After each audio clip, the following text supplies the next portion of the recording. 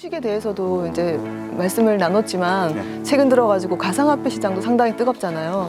근데 가상화폐로 해서 뭐 일확천금을 벌었다는 사람들도 많고, 가상화폐는 주식보다 더 빨리 내년부터 가상화폐로 수익을 본 거에 대해서 양도를 할 때 세금을 훨씬 더 깐깐한 조건으로 세금을 물리잖아요. 이것 때문에 청와대에 이제 뭐 주식과 관련해서 형평성이 어긋난다고 국민청원까지 등장하기도 했고. 맞습니다. 예, 그럼 가상화폐에도 그럼 주식과 비슷한 점과 다른 점이 있다면 뭐가 있을까요? 사실은 금융투자소득세보다 더 발등에 불이 떨어진 건 가상화폐 과세 문제죠. 이제 가상자산에 대한 과세인데요. 원래 올해 10월부터 하려고 했는데 뭐 국세청이나 아니면 이 비트코인 그 사업자나 이런 관리, 또 어떤 이런 과세에 대한 논란, 이런 것 때문에 지금 현재 뭐 인프라보다는 어떻게 보면 정의를 내리는 데 시간을 더 소모해서 결국은 이제 지연됐다가 2022년 1월 1일부터 이제 거래분에 대해서 과세를 하고요. 신고는 내국인들은 2023년 5월 종합소득세 신고할 때 분리과세 기타 소득으로 과세를 하는 게 이제 시작됩니다. 예. 가상화폐에 대해서 논란은, 가장 큰 논란은 이게 화폐인데 우리가 그 돈을 주고받는데 은행이 비과세인 것처럼 그 돈을 과세한 거는 안 되지 않느냐. 이제 이래서 사실은 그 논리 때문에 사실은 과세를 안 했고요. 근데 세법은 사실은 그런 논리가 있다고 해도 일단은 그 종목과 형태를 정하면 과세는 할 수가 있거든요. 한마디로 뭐 지폐도 내일부터 과세다 그러면 세법이 만들어지면 과세를 할 수 있는 거거든요. 법률에 의해서 세법은 만들어지는 거니까요. 그냥 그래서 이제 가상화폐는 결국은 이제 과세하는 걸로 해서 이제 그 세법이 이제 진행이 됐는데, 작년 6월에는 가상화폐에 대해서 그러면 양도세로 신고하자. 그런 논란이 있었죠. 근데 이제 지금 현재 이제 이번에 이제 시행령이 나와가지고 여러 가지 과세하는 그 체제가 나왔는데요. 여기에서는 이제 일반 저작권, 우리 복권, 뭐 이런 기타 정해지지 않은 소득이라고 봐서 기타 소득세로 규정하고, 그다음에 세율은 20%, 기본공제는 250만 원, 분리과세, 타 소득에 합산하지 않는 분리과세로 이제 2022년 1월 1일 이후부터 발생하는 그 소득에 대해서 2023년 5월에 신고하는 걸로 이제 그건 추진될 것 같습니다. 그건 뭐 확정입니다. 그거는 뭐. 그러면 이제 가상화폐도 그러니까 내년 2022년 1월 1일부터 이제 이거를 가상화폐를 팔 때 그 수익에 대해서 과세를 하는 건데요. 그럼 이것도 기준 시점이 정해져 있는 건가요? 그렇습니다. 뭐 솔직히 얘기하면은 옛날에 뭐 비트코인 뭐 언론에 나왔듯이 비트코인 뭐 지금 5천만 원인데 뭐 만 원에 사가지고 뭐 은퇴했다 뭐 이런 것처럼 만 원에 산 분이 2022년 1월 1일에 많이 판다 그러면은 20%의 세금을 내야 됩니다. 엄청나잖아요. 그렇죠. 액수가 엄청난데. 그러니까 올해 말까지 처분하는 게 가장 큰 절세가 대부분 이제 맞습니다. 그렇게 하면 대부분 다 털어버리죠. 직전에. 예. 근데 그것도 뭔가 보완을 해야지 될 것 같은데요. 기준 시점에 대해서. 그렇죠. 실제로 뭐 무지막지한 과세가 되죠. 왜냐하면은 일단 기본공제가 250만 원뿐이 공제를 안 해주고요. 아까 금융투자소득세는 5천만 원인데 요건 250만 원뿐이 안 되고 세율이 또 20%입니다. 세율도 엄청 높고요. 그다음에 이거는 옛날에 손해 본 거 인정 안 해줍니다. 당해년도만 손익을 계산해서 신고를 합니다. 결손이 나면 그냥 제로가 되는 겁니다. 그러니까 과거의 손실은 전혀 인정을 안 해주고. 그럼 주식에 비해서 좀 많이 불리하네요. 엄청 불리하죠. 네, 되게 불리합니다. 그래서 여기도 그래서 의제 취득 금액을 할 수 있게끔 세법이 지금 나왔습니다. 나왔어요? 예. 올해 말 2021년 12월 30일 현재 보유자는 2022년 바로 하루 사이? 네. 제로, 0시, 1초 지난 0시에 2022년 1월 1일 0시 현재의 거래소에서 나온 평균액, 그러니까 일종의 시가죠. 시가를 취득가액으로 할래?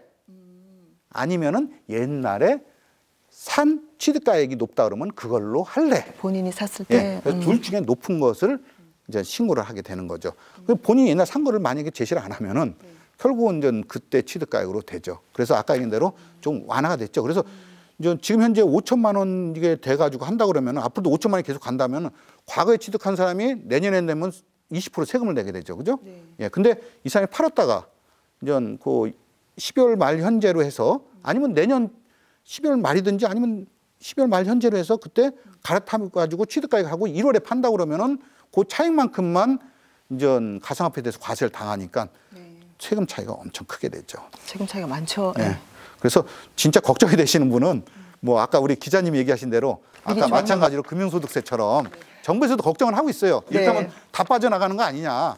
그래서 의제 취득가액을 자꾸 하고 있는데 만약에 깔끔하게 하고 싶다 그러면은 세금이 부과 안 될 때 현명하게 일단 뭐 좀 처분하고 취득가액을 최대로 지금 현시가에 맡겨서 취득가를 올리고 난 뒤에 나중에 취득가액을 인정받는 거 이것도 어떻게 보면 납세자의 권리가 되는 겁니다. 어쨌든 뭐 투자를 하는 사람 입장에서는 최소한 그 세금을 줄이고 싶어 하잖아요. 예. 그러니까 아까 말씀하신 것처럼 뭐 본인이 처음 샀을 때 가격을 기준으로 하던 아니면 2022년 1월 1일 0시 기준으로 하던 세금을 내야 되는 것 마찬가지니까 한번 좀 정리를 하고 가는 것도 그러니까 장기 투자자고 자기가 어느 정도 그러니까 이 이익을 좀 실현을 했다라고 생각을 하면 그것도 하나의 방법이 될 수는 있을 것 같아요. 그렇습니다.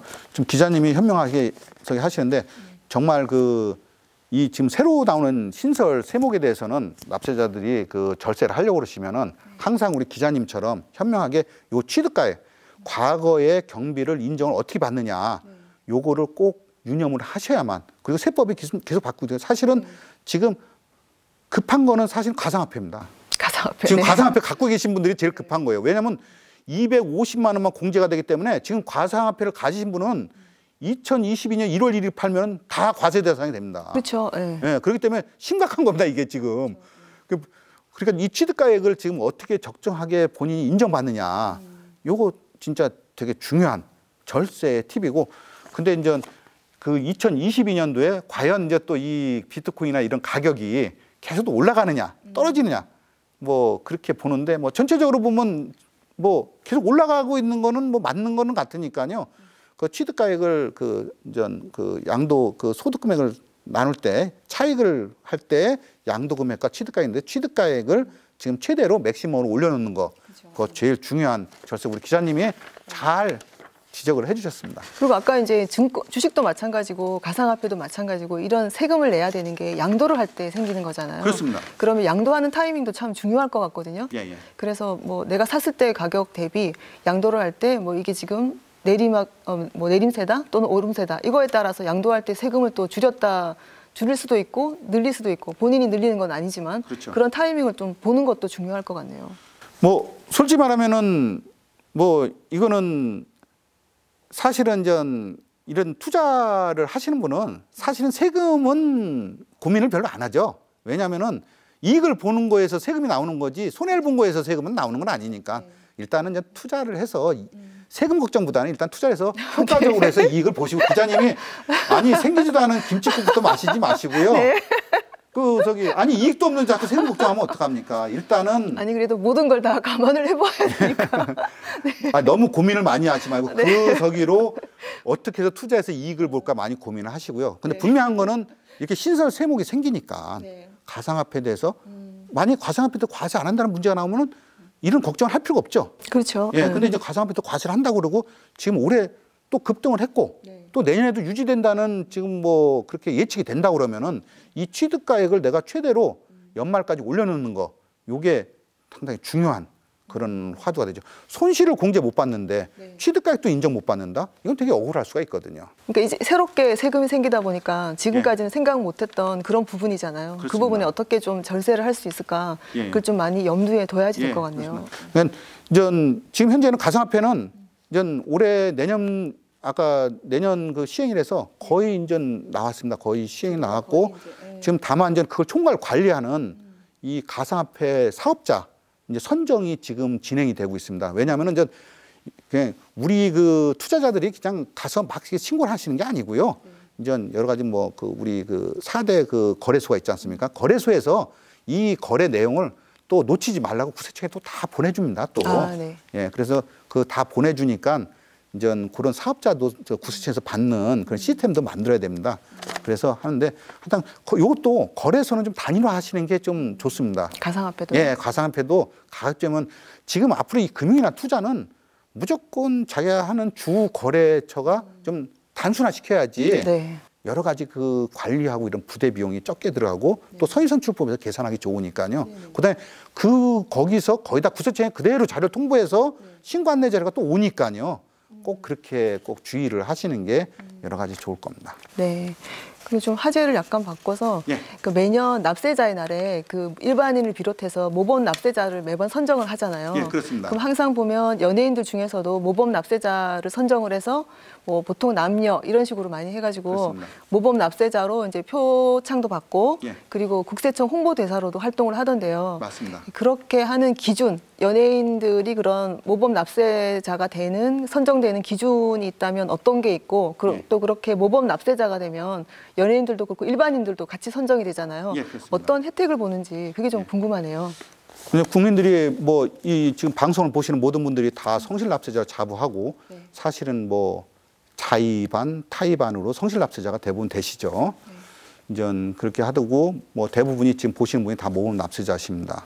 근데 이제 모범 납세자가 되는 방법은 연예인이라고 보면 별다르지는 않습니다. 뭐 저도 모범 납세자 중에서 이 연예인을 이 홍보대사 위촉하고 선발하고 그런 과정을 실무적으로도 저도 이제 국세청에서 좀 오랫동안 해봤는데요. 일단은 모든 국민들은요, 뭐 연중도 상관없습니다. 자기 추천 아니면은 기관에서 추천하든지 아니면 국세청에서 선발해서 모범 납세자 추천은 누구나 다 할 수가 있습니다. 자기도 추천을 해요? 자기도 추천됩니다. 예. 네. 근데 걱정 안 하실 게 네. 상을 줄지 안 줄지는 주는 사람이 판단하는 거니까 내가 그냥 상을 받을 만하다 하다 그러면은 또 써서 내셔도 됩니다. 근데 뭐 자기 추천해서 했다가 예를 들자면 나는 세금을 정말 정당하게 많이 낸 것 같아라고 해서 했는데 막상 국세청에서도 그 증빙을 해야 될 거잖아요. 증빙을 하는 과정에서 나도 모르게 탈세를 한 게 있었네. 그러면 상 받으려고 그랬다가 오히려 추징만 당하겠네요. 걱정 안 하셔도 됩니다. 제가 그거는 걱정 안 하셔도 됩니다. 국세청에서는 그걸 지금까지 갖고 있는 자료를 갖고 분석을 하지 이 사람이 뭐 그래서 뭐 이게 이렇고 저 사람이 저렇고 뭐 그러지는 않습니다. 다만 전 그렇게 추천했는데 전에 세무조사를 받아가지고 크게 추징을 당했든지 아니면 뭐 여러 세금 포탈하려는 그 탈세하려는 자료를 받았다든지 이래서 여러 가지 세무 간섭을 받았다 그러면 물론 제외되죠. 그다음에 뭐 아무나 해줄 수는 없고요.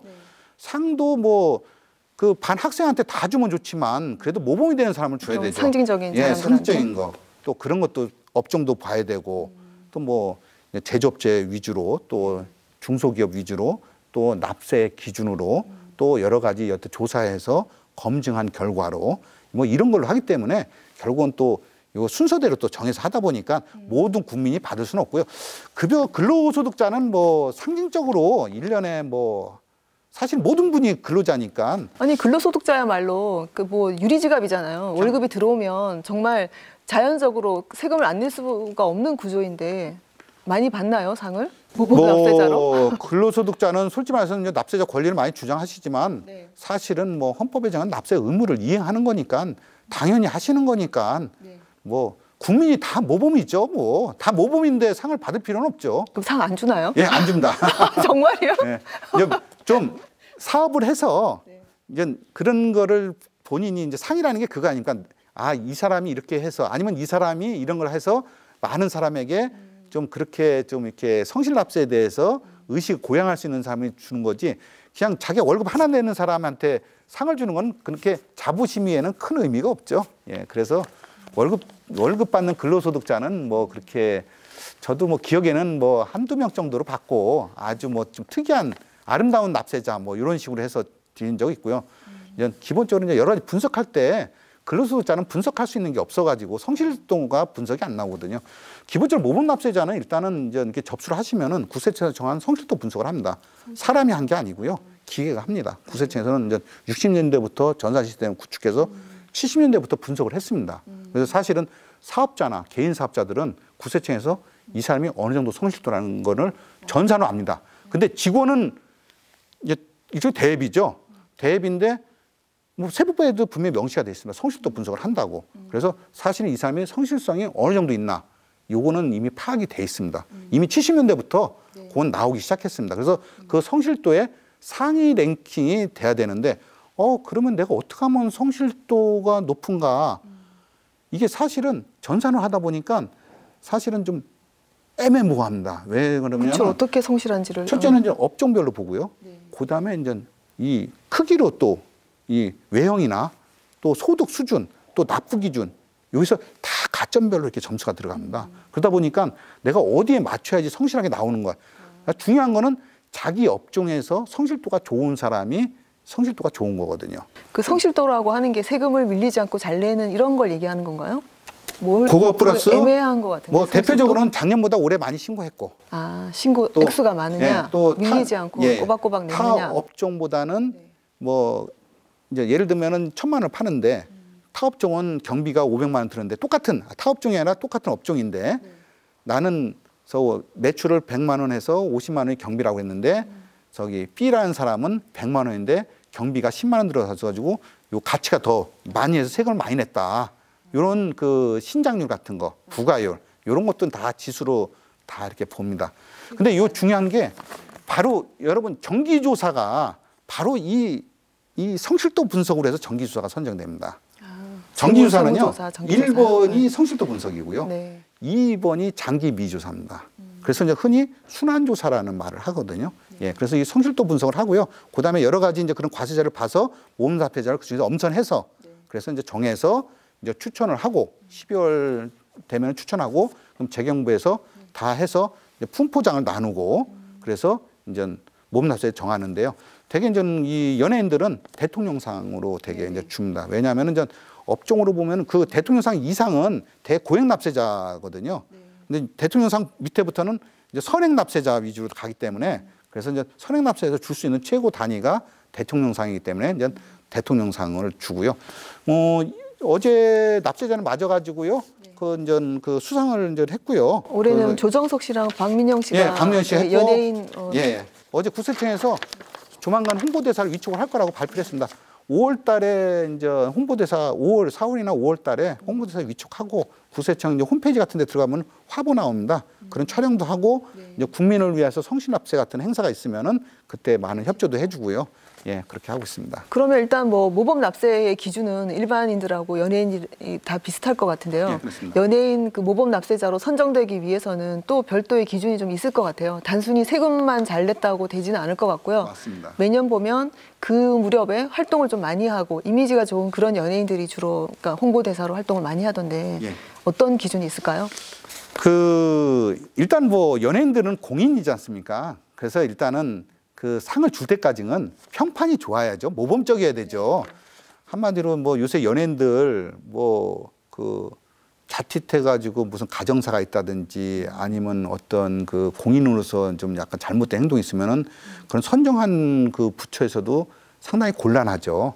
그래서 아무래도 그렇게 많은 연예인들이 모험납세 대상자는 되지만 그 중에서도 좀 평판이 좋으신 분을 골라서 홍보대사를 위촉을 하고 그런 행사를 하는데요. 이제 뭐 흔히 그 말씀 생각하실 때는 이제 모험납세자를 사실은 일반 국민들이 사업자들이 가장 원하는 것은 세무조사 유예 때문에 좀 많이 지금 하고 있죠. 그래서 일반인들이 자기가 자기 추천하고 하는 거예요. 예, 세무조사 그렇습니다. 때문에. 세무조사를 이제 되게 사업자시죠. 이제 사업자들이 이제 세무조사를 과거에는 면제, 지금은 유예라고 합니다. 그 유예면 뭐 언젠가는 받기는 하겠네요. 예. 아예 안 받는 건 아니고. 예. 예. 근데 이제 재밌는 게 세무조사를 흔히 알려진 대로 세무조사를 전체를 다 면제받는다. 난 모범납세자라. 그거 아닙니다. 아까 얘기한 대로 정기조사만 유예를 받는 겁니다. 정기조사. 네. 예, 예. 근데 순환조사와 이런 것도 받습니다. 근데 국세청에서는요, 2010년도 이후부터 100억 미만 사업자나 중소기업에서는 이미 조사를 별다른 탈루 행위가 없으면은 사주에 일탈 행위가 없으면은 대부분 조사를 안 하고 있습니다. 그래서 여러분 지금 이렇게 하고 주변에 사업자들 이렇게 보시면은요, 사주에 일탈이나 뭐 부실 자료를 받지 않았거든요. 탈세 혐의가 없다 그러면은 아마 세무서 직원이 나와서 조사한 거 사항을 별로 못 봤을 겁니다. 다만 아까 얘기한 대로 그런 혐의가 분석을 해가지고 여러 가지 일탈이나 탈세 혐의가 있다 그러면 조사를 하겠지만 정기적인 조사는 거의 지금 사실은 국세청에서는 거의 이제 안 하고 있습니다. 그래서 뭐 사실은 모범납세자가 되셔도 좀 약간 유예하는 효과 그 정도 있어서 옛날처럼 면제라고 이렇게 생각하지 마시고요. 그다음에 이제 여러 가지 혜택이 있죠. 어떤 혜택이 있을 것 같습니까? 뭐 인천공항 출입국 할 때 그때 뭐 별도의 통로가 있다면서요. 아, 별도로 지나갈 그렇죠. 수 있는. 그것도 사실은 뭐 해외 지금은 이제 코로나 때문에 해외를 나가기가 힘들어진 상황이지만, 그러니까 해외 여행 많이 다니고 할 때는 그 줄 서고 이게 상당히 좀 번거롭긴 한 거잖아요. 예, 그렇습니다. 그 점도 참 좋을 것 같다라는 생각이 들더라고요. 보통 전 그 모분 납세자를 수상하게 되면은 전 제일 큰 거는 일단은 전 자부심이죠. 자긍심.